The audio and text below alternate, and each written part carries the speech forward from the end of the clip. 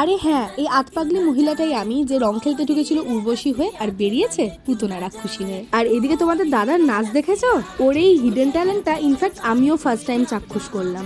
আমাদের হোলির দিনটা শুরু হয়েছিল খুব সুন্দরভাবে, গৌরাঙ্গ বাড়িতে প্রণাম করে সুন্দরভাবে আবির মেখে। তবে এবারের হোলিটা আমার কাছে ভীষণ স্পেশাল ছিল, কারণ আমার আর দেবদীপের এটাই একসাথে প্রথম রং খেলা। বাট এভাবে কে রং মাখায়? আমি কত সুন্দরভাবে ওকে রং মাখালাম, আর ওর অবস্থাটা দেখো। তারপর আমার অনেক মিষ্টি মিষ্টি সাবস্ক্রাইবারের সাথে দেখা হলো, প্রচুর নাচানাচি করেছি, কিন্তু তাতেও আমাদের কোনো ক্লান্তি নেই। আচ্ছা, তোমরা এবারে রং খেলাতে কি কি করলে সেটা আমাকে কিন্তু অবশ্যই জানিও। কারা রং মেখে ভূত হলে আর কারা রং মাখনি আমাকে কমেন্টে জানাতে একদম ভুলো না। দুধের স্বাদ ঘোলে মেটানোর মতো আমাকেও ভাং খাওয়ার স্বাদটা শরবত খেয়ে মেটাতে হলো।